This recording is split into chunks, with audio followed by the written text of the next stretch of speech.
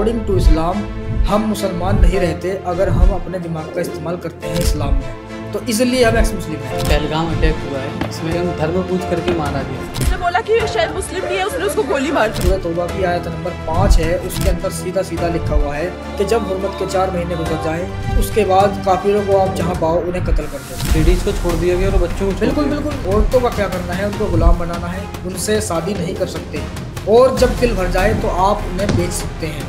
लकुम दीनुकुम वलिया दीन, कि तुम्हारा दिन तुम्हारे लिए, मेरा दिन मेरे लिए। ये आयत तब इस्तेमाल करनी है मुसलमानों को जब आप पावर में नहीं हो। तो आपको लगता है कि कश्मीर भारत का हिस्सा प्रॉपर बन सकता है और वहाँ लड़ाई झगड़ा कम हो सकता है?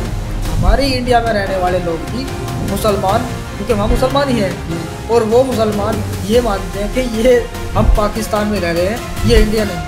इस्लाम में हलाल करके मीट खाया जाता है। हाँ, इसका ये है भाई, अल्लाह ने खुद कहा है कुरान के अंदर भी, जब सब कुछ खत्म हो जाएगा, सबका फैसला हो चुका होगा, जन्नत में जाने वाले जन्नत में चले जाएंगे, जहन्नुम में जाने वाले जहन्नुम में चले जाएंगे, आखिर में अल्लाह अपने आप को दिखलाएगा।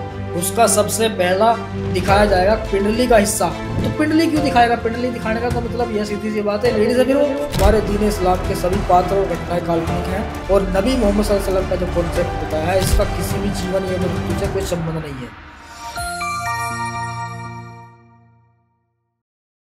नमस्कार, स्वागत है आपका जनजी वेदा के एक और नए एपिसोड में। आज के इस एपिसोड में हमारे साथ एक्स मुस्लिम एहसान जी हैं, जिन्होंने कुरान को बहुत अच्छे से पढ़ा और उसके बाद उन्हें काफ़ी सारे ऐसे क्वेश्चंस आए दिमाग में जिसका आंसर्स कुरान में नहीं लिखा और ना ही मौलवियों के पास है, जिसके बाद उन्हें यह एहसास हुआ कि कुरान में काफ़ी सारी ऐसी चीज़ें लिखी हुई हैं जो बहुत गलत हैं और कोई अल्लाह ऐसे नई चीज़ें लिख सकता, ये किसी इंसान के द्वारा ही लिखा हुआ है। तो फिर इन्होंने इस्लाम को छोड़ा और एक्स मुस्लिम बने। तो आज की इस पॉडकास्ट में हम इनसे जानेंगे कि क्या क्या ऐसी चीज़ें हैं जो इस्लाम में गलत लिखी हुई हैं या फिर जिसको सुधार करना बाकी है।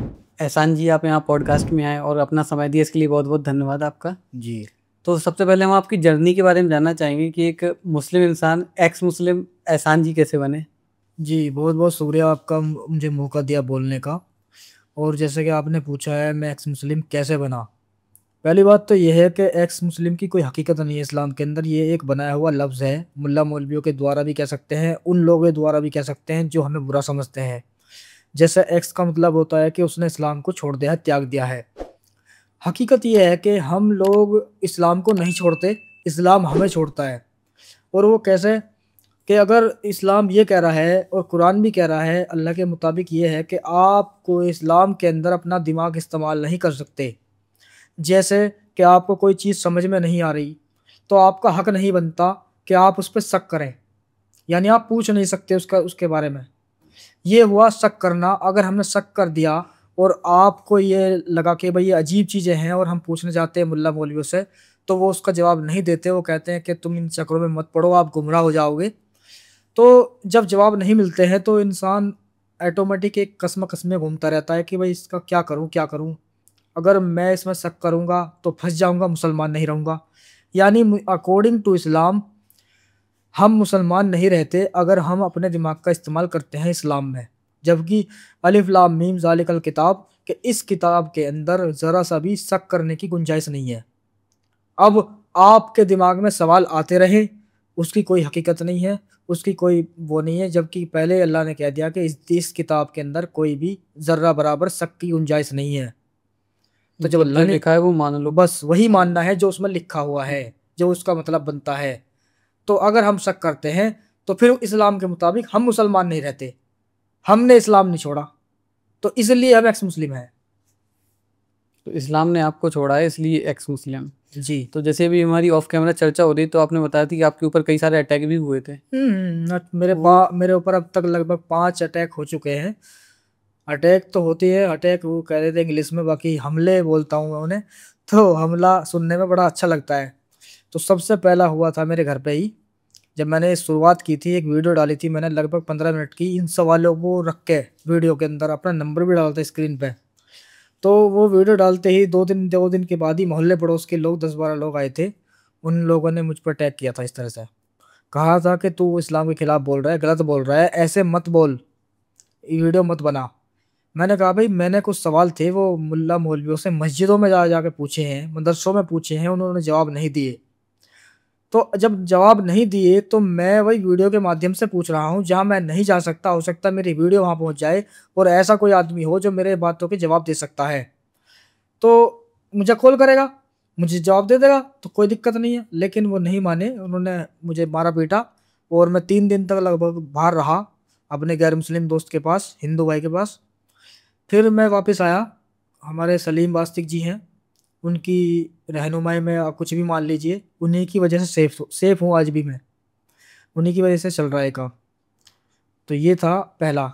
दूसरा मेरे ही मोहल्ले में हुआ था, जब मैं थोड़ा चला था आगे इस चीज़ों में, लगभग चैनल मेरा अच्छा चल रहा था, लोग देख रहे थे। तो ऐसे ही 3-4 हमले मेरे आसपास में ही हुए। फिर एक कश्मीर में हुआ था हमारा हमला, है वो तो खुद हम ही गए थे वहाँ पे, लेकिन वो ताक में बैठे थे हमारी, जिस वजह से हम फंसे थे उसमें। तो इस तरह से 5 हमले हुए। जैसे अभी ये कि जो पहलगाम अटैक हुआ है, इसमें काफ़ी सारे मुसलमान आकर के उन धर्म पूछ करके मारा गया है। तो इस्लाम में इतना ज़्यादा क्यों टेररिस्ट के अंदर माइंड में भर दिया जाता है कि धर्म के खिलाफ कोई भी जाए उसको मारो? पहलगाँव में जो घटना हुई है, बहुत ही, मैं पहले सबसे पहले तो ये कहूँगा बहुत ही गलत हुआ। वो इंसानियत की हार है और वो इंसानियत नहीं है जिसने भी ये काम किया है। और जो जो लोग ये कहते हैं कि आतंकवाद का कोई मज़हब नहीं होता है, तो मैं ये कहता हूँ भाई फिर वो आतंकवाद का कोई मज़हब नहीं है और मान लीजिए कोई आदमी मर जाता है और वो साबित होता है देश के हिसाब से वो आतंकवादी है, और उसके घरवाले फिर रोते क्यों हैं? रोना नहीं चाहिए भाई, जिसने गलत किया है, देश को धोखा दिया है, इंसानियत को धोखा दिया है, तो रो क्यों रहे हो? फिर उसके जनाजे की नमाज़ क्यों पढ़ रहे हो? फिर उसको कब्रिस्तान के अंदर जगह क्यों मिल रही है? फिर वहाँ पे उसका धर्म कहाँ से आ जाता है? उसका मज़हब कहाँ से आ जाता है? सबसे पहले तो ये बात। और जो पहलगाँव के अंदर जो हमारे इंडियन सिटीज़न जो गए थे वहाँ घूमने के लिए, अपने परिवार के साथ मौज-मस्ती करने के लिए, अपना वक़्त कुछ बिताने के लिए, और वहाँ कुछ लोगों ने इस्लामिक जिहादी बोलूँगा मैं उनको, इसलिए बोलूँगा क्योंकि वो इस्लाम से मिलता है। तो उन लोगों ने उनको सबसे पहले उनके नाम वग़ैरह पूछे, और जब उन्हें लगा कि भाई नाम तो कोई भी डर की वजह से अपना बदल सकता है, तो उन्होंने उनके कपड़े भी उतारे। कपड़े उतारने के बाद आप जानते हैं कपड़े कपड़े उतारने का मकसद क्या होता है, वो खतना चेक कर रहे थे कि किसी की खतना हो रही है, किसकी नहीं है, उससे पहचान होती है कि वो मुसलमान है या हिंदू है। तो इस तरह से उन्होंने इस वारदात को अंजाम दिया। तो मैं ये कहता हूँ इसमें कि जो हमारे मुसलमान भाई ये कहते हैं कि ये तो एक गलत चीज़ है, ऐसा नहीं हुआ था या वैसा नहीं हुआ था, तो फिर भाई ये बात चली कहाँ से? तो ये जो घटना मिली है, ये हमें लगता है कुरान के मुताबिक ये है कि सूरह तौबा की आयत नंबर 5 है, उसके अंदर सीधा-सीधा लिखा हुआ है कि जब हुर्मत के 4 महीने गुज़र जाएँ और फिर उसके बाद काफ़िरों को आप जहाँ पाओ उन्हें कत्ल कर दो, और उनके लिए आप ताक करके बैठो, यानी कि चौकस होकर बैठो, जब भी वो तुम्हें दिखाई दें उन्हें मार दो। और अगर वो कलमा या इस्लाम को कबूल करने के लिए और जिज़्या देने के लिए तैयार हो जाते हैं, तो आप उन्हें छोड़ दो, वो आपके भाई हैं। यानी अगर वो इस्लाम को कबूल कर लेते हैं, यानी कबूल कर लेते हैं और जज़िया एक टैक्स होता है इस्लाम में, वो देने के लिए राज़ी हो जाते हैं, तो फिर उन्हें छोड़ दो।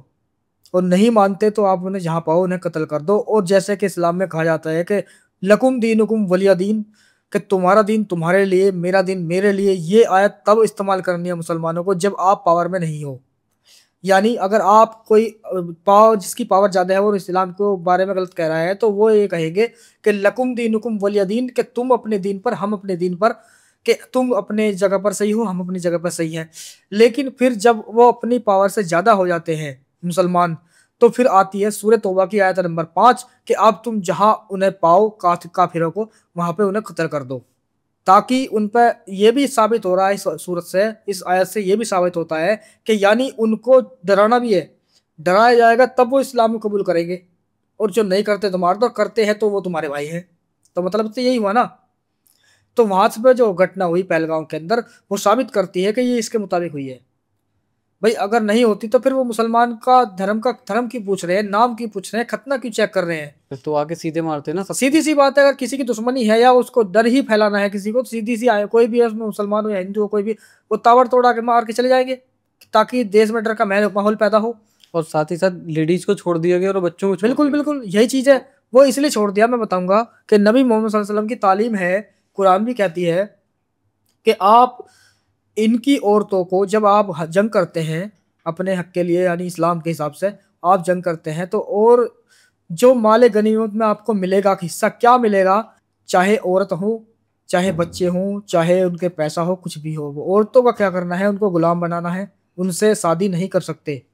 अच्छा। गुलाम बना के आप उनसे संबंध बनाओ, जैसे चाहे वैसे रहो, शादी नहीं कर सकते, पर्दे में नहीं रख सकते उन्हें। और जब दिल भर जाए तो आप उन्हें बेच सकते हैं, शेयर भी कर सकते हैं एक दूसरे को कि भाई मेरा इससे दिल भर गया, अब तू इस्तेमाल कर। तो मतलब अगर वो जीत गए या मार दिया तो उसके बाद जो लेडीज बचती है उनको हाँ, खुद यूज करें वो। ये काफिर औरतों के लिए है Okay. कि उनको गुलाम बना लो और उन्हें इस्तेमाल करो एक दूसरे से शेयर करके, कैसे भी, जब जब तक सबका दिल भर जाए तो फिर उन्हें दिल करे तो बेच दो। ये है। तो जैसे आप इस अटैक के बाद कश्मीर भी गए थे आप, और वहाँ पे आपके ऊपर हमला हुआ, उसके बारे में थोड़ा बताइए। हमला नहीं हुआ, मैं बताऊंगा क्या है वो। हम तो खैर, हमारे सलीम वास्तिक जी जो हैं वो थोड़ा फेमस हैं, जी। हम थोड़े कम हैं। एक एक्स मुस्लिम समीर है, वो भी बहुत ज़्यादा है। तो हम पहले ही, हमसे गलती ये हुई थी कि हमने एक वीडियो बनाई थी घर से जाते जाते वक्त कि भाई हम पहलगाम जा रहे हैं। तो ये वीडियो वायरल हुई, उन्हें लगा कि हाँ भाई ये बंदे यहाँ पे आ रहे हैं, इन्हें पकड़ेंगे, इन्हें कुछ समझाएंगे कैसे भी, ये चीज़ उन्होंने की। तो वहाँ पे भी हमने एक वीडियो बनाई थी। उस वीडियो में कोई ऐसा मैसेज नहीं था जो इंसानियत के लिए गलत हो या कश्मीरियों को या मुसलमानों को बुरा लगे, उसमें ऐसा कुछ नहीं था। सिर्फ एक उसी घटना के बारे में था जो पहलगाम के अंदर हुआ, कि भाई सलीम वास्ती जी कह रहे थे कि ऐसे इस्लाम पे हम लानत भेजते हैं जो जिहादी मानसिकता के लोग इस्लाम को टारगेट करके हिंदुस्तान के अंदर ये चीज़ें करते हैं, हम ऐसे इस्लाम पे लानत भेजते हैं, मतलब ये था उसका। लेकिन मुसलमानों समझा कि ये जो बंदा है ये कह रहा है इस्लाम पे लानत भेजते हैं हम, जो इस्लाम गंदी चीज़ है इस तरह से। और मेरे जवान से ये निकला था, जैसे गांव की भाषा में कह देते हैं, भाई मैं बीच में खड़ा था, मैं बोल रहा था भाई आग लगा देंगे, आग लगा देंगे, इस तरह से। तो उसका मतलब ये था कि जो इस तरह के लोग आते हैं और हमारे हिंदुस्तान में इस तरह की घटना को अंजाम देने की कोशिश करते हैं, तो हम उनकी ऐसी कोशिश में आग लगा देंगे एक तरह से, हम उन्हें कामयाब नहीं होने देंगे। तो ये चीज़ें थी उस वीडियो में, ऐसा कुछ नहीं था। तो वो वीडियो की एंकर ने उठा के वो वायरल करी। फिर वहाँ के कुछ लोगों ने, पॉलिटिशियन ने हमें अरेस्ट करने का ऑर्डर जारी किया और वहाँ से हमें हाउस बोट से अरेस्ट किया गया। फिर हमें वहाँ से लगभग 3 चौकियों में हमें रखा गया। तो 2 में तो खैर इतनी बड़ी वो नहीं हुई, एक में मारपीट हुई, दूसरी में नहीं हुई, तीसरी में सबसे ज़्यादा हमें पीटा गया, बहुत ही ज़्यादा जुल्म किया गया। वो जुल्म संविधान में नहीं है जो उन्होंने हमारे साथ किया है, वो जुल्म कुरान में जरूर मिलता है कि जो उन्होंने हमारे साथ किया है। संविधान के हिसाब से होता तो हम पे कोई धारा नहीं बनती, कोई केस नहीं बनता, किसी भी तरह का नहीं बनता, क्योंकि आलोचना करने का हमें अपने धर्म के अनुसार संविधान भी हक देता है। और अगर वो संविधान को मानते तो हमारा कोई जुर्म नहीं था, ना तो हमारा बोलना गलत था, ना कुछ था। लेकिन कुरान के मुताबिक उन्हें लगा कि हम इस्लाम को गलत कह रहे हैं, हम एक्स मुस्लिम है, इस्लाम को नहीं मानते, इस्लाम के ऊपर वीडियो बनाते हैं। इस तरह से उन लोगों ने हमें पीटा और बहुत ही बुरा भला कहा, गालियां देते रहे, सवाल भी पूछते रहे। एक तो ये था, वो कहता था कि मेरे शरीर पर अगर वर्दी ना होती तो मैं तुम्हारे टुकड़े टुकड़े कर देता। क्यों भाई, क्यों कर देता टुकड़े? क्या संविधान के हिसाब से कोई आदमी अपनी बात नहीं रख सकता? और जबकि हमारी कोई इतनी बड़ी गलती नहीं थी, तो टुकड़े क्यों करेगा तुम्हारी? सीधी सी बात है। टुकड़े किसके होते हैं? या तो आतंकवादी हो या कोई ऐसा बड़ी घटना कर दी हो जो वो इंसान कहने लायक ही नहीं है, तो उसके कर सकता है, इंसान गुस्से में कह सकता है। लेकिन हमारा कोई ऐसा जुर्म नहीं था जो वो ऐसे बोल रहा था। यानी मतलब ये हुआ कि उन्हें इस्लाम के तरीके से वो हमें ट्रीट कर रहे थे, कुरान के हिसाब से। जैसे कि हम बार बार कहते हैं हर वीडियो में कि पहलगाम के अंदर जो घटना हुई है वो कुरान से मिलती है। ये मुसलमान भटक जाते हैं हमारी इन बातों पे, तो हम क्यों ना भड़कें कि हमारे साथ जो कश्मीर में हुआ वो संविधान के हिसाब से नहीं हुआ, वो कुरान के हिसाब से हुआ है। फिर कैसे आप छूटे वहां से? छूटे क्या, बस ये है कि हम उनकी वो वीडियो वायरल हुई और हम तक यहाँ तक इस एरिया में पहुंची, दिल्ली में। और जो हमारे सपोर्टर हैं, हमें जो देखते हैं, हमारे हिंदू भाई हैं, वो बड़े बड़े पॉलिटिशियन भी हैं, उन लोगों ने जब ये आवाज़ उठाई, दरखास्त की सरकार से।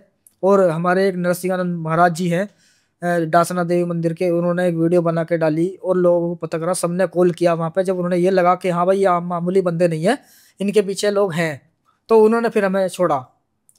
छोड़ने के बाद हम वहाँ से निकले भाई, इस तरह से हम वहाँ से वापस आए। तो आपको लगता है कि कश्मीर भारत का हिस्सा प्रॉपर बन सकता है और वहाँ लड़ाई झगड़ा कम हो सकता है? भाई साहब, वो कश्मीर को इंडिया का हिस्सा नहीं मानते। हम अब तक ये सुनते आए थे कि पाकिस्तान ही एक ऐसी जगह है कि वो कश्मीर को इंडिया का हिस्सा नहीं मानता, अपना मानता। लेकिन हमें उस दिन पता चला कि हमारे इंडिया में रहने वाले लोग भी मुसलमान, क्योंकि वहाँ मुसलमान ही हैं, और वो मुसलमान ये मानते हैं कि ये हम पाकिस्तान में रह रहे हैं, ये इंडिया नहीं है। ये हमें लगा ऐसा, क्योंकि उनकी हरकतें देख के, उनके भाषा, उनकी लैंग्वेज, उनका जो बॉडी की वो थी, उस हिसाब से हमें लगा कि ये लोग मान ही रहे कि ये हिंदुस्तान है। वो सारा काम कुरान के हिसाब से, इस्लाम के हिसाब से चल रहा है वहाँ पे। तो इस तरह से हम बिल्कुल कह सकते हैं कि अगर ऐसा मौका कश्मीरियों को भी मिला ना, तो वो साजिश करने से पीछे नहीं हटने के हिंदुस्तान के लिए, और जबकि वो इंडिया में ही है। तो कहीं ऐसा तो नहीं कि कश्मीरी साजिश रचते हो लेकिन बस नाम पाकिस्तान अपने ऊपर ले लेता हो? भाई हो सकता है, हम नहीं कह सकते इस चीज को कि भाई हाँ वही करते हैं, लेकिन जैसी जैसी एक्टिविटी हमारे साथ की गई तो हम तो यही कहेंगे हो सकता है बिल्कुल ऐसा करते हों, बिल्कुल। तो कश्मीर में जैसे भी कश्मीरी पंडितों के ऊपर काफी ज्यादा जुर्म हुए। हाँ, वो पहले भी तो मैंने किस्सा सुना था इसके बारे में, एक मूवी भी आई है, तो वो भी मैंने देखी थी। कश्मीर हालांकि उस फाइल। मूवी के अंदर बहुत ही गलत दिखाया और अजीब लगा। अगर वाकई में ऐसा हुआ है तो बहुत ही शर्मनाक हादसा है, शर्मनाक वो दिन होगा कि जिस टाइम पे ये घटना की गई। जबकि कई सारे मुस्लिम मानते कि वहाँ कुछ ऐसा हुआ नहीं। जी जी जी, बिल्कुल। जब मैंने पंडितों से भी बात की है, कश्मीरी पंडितों, उन्होंने बताया हुआ है कि उनके दादाजी लोगों के साथ ऐसा हुआ है। भाई साहब एक बात बताओ, 5% कश्मीर के अंदर इस टाइम मुसलमान, वो हिंदू हिंदू भाई है, और जबकि 95% मुसलमान है। तो जो हिंदू भाई हैं वहां पे, वे क्यों बोलेंगे अपनी संख्या के हिसाब से? जैसे कुरान में अल्लाह कहता है मुसलमानों को कि आप झूठ बोल सकते हो, सूरह नहल की आयत नंबर 106 है। और सूरह नहल की ही एक एक और है, कुरान की तीसरे नंबर की सूरत है, 28 नंबर की आयत है उसकी, उसमें खुद अल्लाह कह रहा है कि आप झूठ बोल सकते हो। आप अपने, जब तुम्हें लगे कि आप पावर में कम हो या हिंदुओं के मुताबिक या काफिरों के मुताबिक आप कम हो, तो आप झूठ बोल सकते हो। उनको लगे कि ये हमारे जैसे हैं, कोई दिक्कत नहीं है, भूल सकते हो आप झूठ। तो ऐसे ही वहां पे यही चीज हो रही है कि कश्मीर के अंदर 5% हिंदू भाई हैं, तो वो क्या बोलेंगे? पहले भी मारे गए हैं और अब भी मारे जा रहे हैं। वो पूरी तरह से उन्हें नहीं मार रहे ताकि ये लगे कि हाँ वहां पे शांति है, हिंदू लोग रह रहे हैं। तो जैसे एक इस्लाम में हलाल करके मीट को खाया जाता है, तो हलाल करके क्यों खाया जाता है? और अगर खाना ही मीट, तो एक बार में मार दो जानवर को, इतना दर्द दे के मारने का क्या लॉजिक बनता है?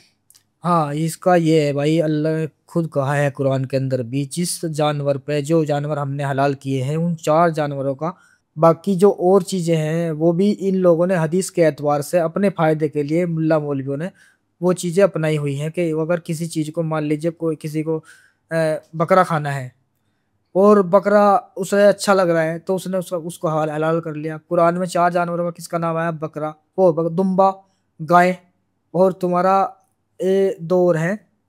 ये चीजें चार चार जानवर हैं जो हलाल बताए हैं, और बाकी जो खरगोश है और भी हैं, जैसे कि बहुत से जानवर हैं, तो इन लोगों ने अपने स्वाद अनुसार इनको हलाल कर लिया है। और अल्लाह खुद कहता है कि जिस जानवर पे मेरा नाम यानी बिस्मिल्लाह अल्लाहु अकबर नहीं कहा गया तो वो हलाल नहीं है। वो ऐसा समझो जैसे वो मुर्दा पड़ा हुआ है कहीं और किसी ने उठाया खा लिया, वो हराम है। वो आप नहीं खा सकते, ना ही उसे बेच सकते, ना ही दे सकते किसी को, वो हराम है। इस तरह से कि अल्लाह का नाम जब उस पर लिया जाएगा, उसको हलाल किया जाएगा, तभी वो हलाल माना जाएगा। तो ये उन्हें गलत नहीं लगा खुद जब लिखते टाइम? जैसा कि अभी आपने कहा कि भाई उसको तड़पा क्यों जा रहा है, कि उसको एकदम ही मार दो, तो ये है भी कि अगर उसको धीरे धीरे अगर मारेंगे ना, तो उसका, उसको ये मानते हैं एक तरह शांति मिल रही है उसको, वो तड़प तड़प के जो मर रहा है।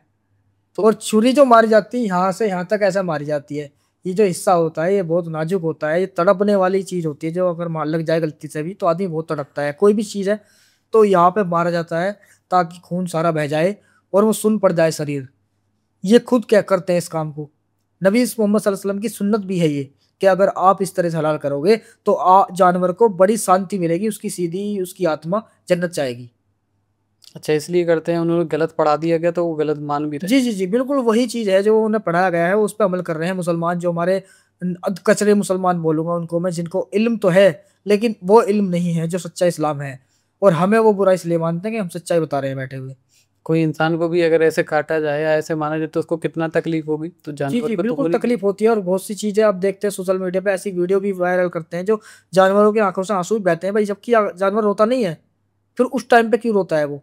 क्योंकि वो देखता है, दिमाग उसमें भी है, इतना तो है कि वो खा सकता है, पी सकता है, उसको पता है कि मुझे कहाँ पे बैठना है, क्या चीज वो महसूस महसूस करता है, फीलिंग सब में होती है। तो भाई मेरा तो यही मानना है कि ये चीजें सब बेकार की बात है। इंसान अगर अपने फायदे के लिए कुछ काम कर रहा है तो गलत है, अगर चलता है इंसान के फायदे के लिए आ रही है कोई बात, तो उसको अपनाना चाहिए। ऐसा ही कई सारी वीडियो वायरल होती हैं जिसमें मौलवी लोग जो मस्जिदों में खाना बनता है उसमें पहले थूक देते हैं फिर परोसते हैं लोगों को। तो ये क्या होता है प्रोसेस, और इससे कोई नहीं नहीं, इसकी हकीकत मैं नहीं मानता भाई। इसमें मैंने अभी नहीं सुना अभी तक कि भाई इस्लाम में ये कहा गया हो कि आप ऐसा ऐसे करके इस काम को करो। लेकिन अगर ऐसा लोग कर रहे हैं तो वो गलत कर रहे हैं। क्या आपने वीडियो देखी होंगी कि ऐसा जी लोग जी करते हाँ, हैं? सोशल मीडिया में मैंने वीडियो देखी है। बहुत से आदमी जो है थूक रहे हैं, उसमें रोटी बनाते हुए आटे में थूक रहे हैं, चाय बना रहा है कोई चाय में थूक रहा है। तो ये अजीब लगा मुझे कि यार इसकी चीज ये तो हमने आज तक नहीं पढ़ी ना देखी इस्लाम में।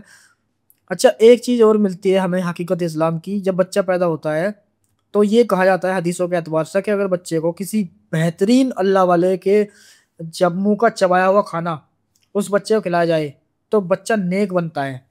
यानी इसी हिसाब से अगर हम आइडिया लगावें तो हकीकत में ये थूक रहे हैं ना, उन्हें शायद ऐसा लगता है कि हम इन्हें अगर अपने थूका हुआ खिलाएंगे तो हो सकता है ये इस्लाम जल्दी कबूल कर लें। ऐसी मानसिकता हो सकती है उनकी, क्योंकि वो खुद मुसलमान है और ऐसा कर रहे हैं। और कहा भी जा रहा है हदीस के हिसाब से कि आप बहुत बड़े आदमी जो पढ़ा लिखा हो, अल्लाह वाला हो, जो दिन रात अल्लाह अल्लाह करता रहता हो, उसकी मुंह का खाना चबा के जो खा के बच्चे को खिलाया जाएगा वो नेक होगा। जैसे इस्लाम में आफ्टर लाइफ कॉन्सेप्ट को बहुत माना जाता है कि मरने के बाद तुम्हें जन्नत होगी या कुछ और दौजत होता है, शायद दौजत नसीब होगी। इसके बारे में बहुत ज़्यादा लोग सोचते हैं, उसी की बेसिस पे काम करते हैं, जिसके बारे में कभी किसी ने देखा नहीं, बस लिखा हुआ है कि ऐसा मिलेगा, बस उनको कह दिया जाता है कि ऐसा होगा। लिखा हुआ भी किसी ने नहीं पढ़ा। अगर पढ़ा होता उन्हें तो शायद इस चीज़ पर की यकीन ना करते हमारे मुसलमान। कुरान में नहीं लिखा इसका? कुरान में लिखा है लेकिन इन्होंने पढ़ा नहीं है। इन्हें बताया गया है, जो लिखा हुआ कुछ और है, बताया कुछ और है। जो बताया गया है वो बहुत अच्छा लगता है सुनने में, लेकिन जो लिखा हुआ है वो बहुत अजीब है, घिनौना है। और वो घिनौना मैं इसलिए बोल रहा हूँ कि जैसे बताया जाता है मुसलमानों को कि आपको जब इस दुनिया से चले जाओगे, अगर आप अच्छे इंसान बन के जाओगे, यानी अल्लाह के मुताबिक अल्लाह के हुक्म पूरे करके जाओगे, नबी मोहम्मद सल्लल्लाहु अलैहि वसल्लम की सुन्नतों को पूरा करके जाओगे, तो आपसे अल्लाह राज़ी होगा, आपको जन्नत मिलेगी। जन्नत में आपको शराब की नदियाँ मिलेगी, दूध की नदियाँ मिलेगी।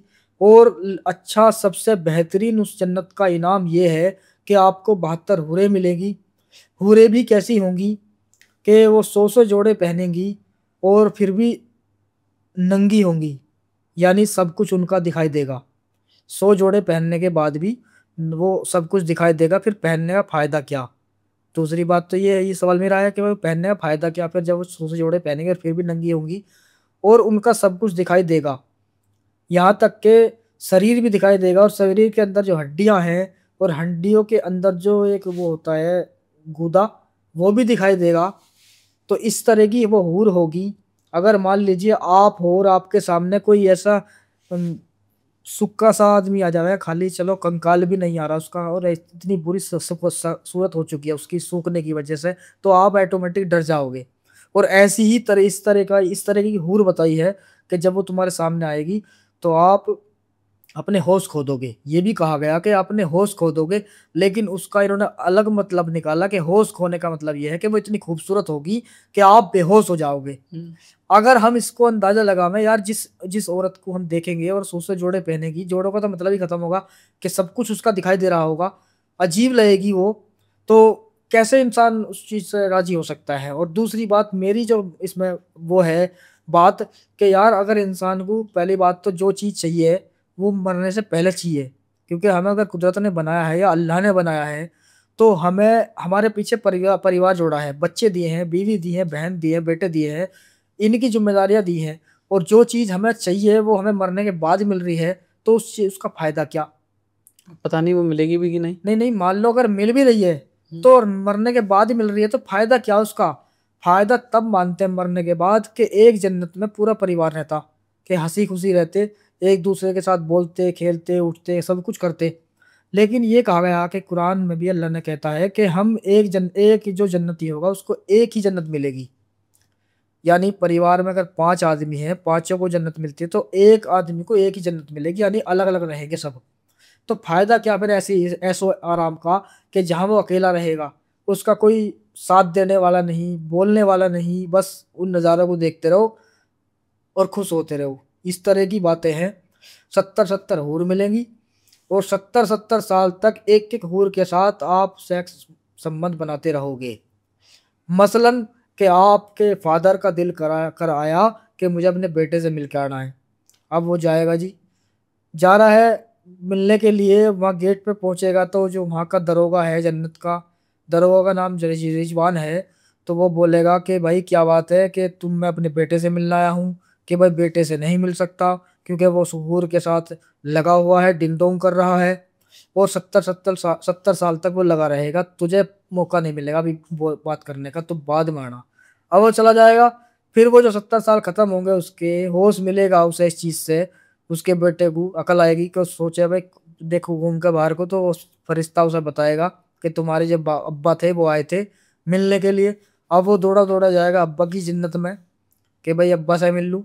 अब वहाँ अब्बा लगा हुआ है एक हूर के साथ 70 साल तक, वो भी नहीं मिल पाएगा। तो फिर फायदा क्या यार ऐसी जिंदगी का, जो हमें मरने के बाद भी मिल रही है तो इतनी अच्छी नहीं मिल रही।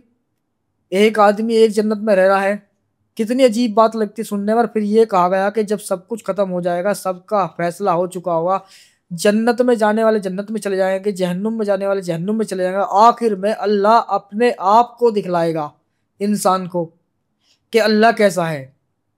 उसका सबसे पहला दिखाया जाएगा पिंडली का हिस्सा। कमाल की बात है यार, जो खुदा है अगर वो खुदा कहता है कि मैं अपना आप उसको दिखलाऊंगा, तो सीधी सी बात है, तेरा कोई रूप नहीं है, तेरी कोई आकृति नहीं है, तेरी कोई मूर्ति नहीं है, तेरी कोई शक्ल नहीं है, आंख नहीं है, नाक नहीं है, सब कुछ नहीं है। वो इसका ये अकीदा है मुसलमानों का कि वो हर चीज से पाकर हो है। अगर वो है और वो ऐसी शक्ल में आना भी चाहता है कि इंसानियों को अच्छा लगे, तो पिंडली क्यों दिखाएगा भाई? चेहरा दिखाना चाहिए। सीधी सी बात है, वो अपने रूप में आएगा। कोई भी रूप में आ जाए जिससे इंसान अच्छा, जिससे इंसान अच्छा अच्छा मानेगा, तो पिंडली क्यों दिखाएगा? पिंडली दिखाने का तो मतलब यह सीधी सी बात है, लेडीज है फिर वो। भाई लेडीज ही तो करती ना है ऐसी हरकत है। भाई अगर किसी को रिझाना हो, वो उससे प्यार करती है, तो वैसी ऐसी हरकत करेगी, हाथ दिखाएगी या प्यार दिखाएगी। और माँ अल्लाह दिखा रहा है, पिंडली पिंडली का नूर दिखाएगा अल्लाह। लिखा हुआ है हदीसों में, कुरान में, कि भाई अल्लाह अपना आप दिखाएगा कि पिंडली से शुरुआत करेगा। ये चीज़ें मिलती हैं और ऐसी ऐसी मनगढ़ंत बातें हैं, जिसमें मैं कहता भी हूँ कि हमारे दीन इस्लाम के सभी पात्र और घटनाएं काल्पनिक हैं, और नबी मोहम्मद सल्लल्लाहु अलैहि वसल्लम का जो कॉन्सेप्ट बताया है, इसका किसी भी जीवन या मृत्यु से कोई संबंध नहीं है। जो लिखा हुआ आता है वो मैं ऐसे बोलता हूँ। और कौन कौन सी कुरान की बातें हैं जो आपको ऐसे कॉन्ट्रडिक्ट लगती हैं? मुझे नबी मोहम्मद सल्लल्लाहु अलैहि वसल्लम की ही बातें लगती हैं, इन्हीं से ही मेरा मन बदला है। जैसे कि इस कुरान के अंदर है, सीधी कुरान से भी साबित होता है और हदीसों से भी साबित होता है कि नबी मोहम्मद सल्लल्लाहु अलैहि वसल्लम जो है, जैसे कि एक बताया जाता है हमारे देश में कि बलात्कार और जिना, जिना वो है जो दोनों की मर्जी से होता है बिना निकाह के। बलात्कार वो होता है जो एक की मर्जी नहीं है और एक की है और जबरदस्ती उसके साथ कर रहा है, उसको बोलते हैं बलात्कार। तो इस्लाम में जिना एक बार हुआ, बाकी सब बलात्कार हुए हैं। मैं इसलिए बोल रहा हूँ, जो देखने वाले मुसलमान भाई हैं वो समझेंगे कि एहसान जो बोल रहा है बहुत गलत बोल रहा है, लेकिन उसमें बलात्कार ही मानूंगा मैं। कि जैसे कहा गया कि जब उन्होंने जो भी जंग में उन्हें जीता हुआ माल मिलता था, औरतें मिलती थी, वो आपस में बांट लेते थे बिना उनकी मर्जी के। अगर औरत औरत हर औरत अपनी लाइफ में एक इज्जत रखती है। मान लो कि वो अपने घर में पैदा हुई, बाप है उसका, बेटा है, भाई है और उसके सामने रह रही है, तो उसकी इज्जत है। और जब कोई जंग करके उसे ले जा रहा है तो वो उसकी गुलाम हुई, उसकी मर्जी के खिलाफ हुई ना। भाई उस वो नहीं चाहती मैं गुलाम बनूं, जबकि उसने किसी का कुछ लिया नहीं है और उसको उठा के ले गए, एक जंग में जीत लिया और फिर उसको गुलाम बना लिया, यानी वो जिना हुआ, उसको गुलाम कर लिया। गुलाम में सिर्फ अल्लाह भी कह रहा है कुरान की सूरत सूरत जो सूरह अल अहजाब है आयत नंबर 50 के, ए मुसलमान ए नबी, हमने तुम्हारे ऊपर हलाल कर दी वो औरतें जो तुम्हें माले गनीमत में मिली। माले गनीमत का मतलब जो औरतें तुमने जंग में जीती, वो औरतें तुम्हारे लिए हलाल हैं।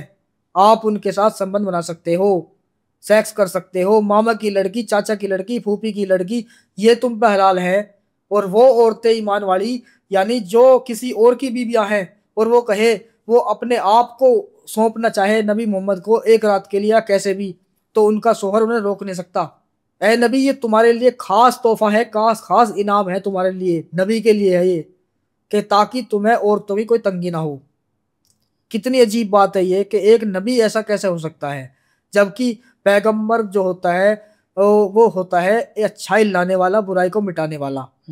वो ऐसी चीजें क्यों दिखाएगा अपने बारे में कि हम औरतों को गुलाम बनाएंगे, फिर उसके साथ हम करेंगे और फिर हमारे साथी भी करेंगे, सारे काम करेंगे वही जो गलत चीजें हैं, और उसको हम अच्छा नहीं मानते। इसलिए हमें ये अजीब लगा और हमने इस चीज को मानना बंद कर दिया। Sir thank you so much एहसान जी, आप यहाँ आए और आप काफ़ी सारी चीज़ें आपने बताई। ये सब बहुत ही नया है और पहलगाम के ऊपर आपने एक पूरा नया पर्सपेक्टिव बताया जिसके बारे में मुझे कभी नहीं पता था और शायद हमारी ऑडियंस को भी नहीं पता। थैंक यू सो मच आने के लिए। जी बहुत शुक्रिया।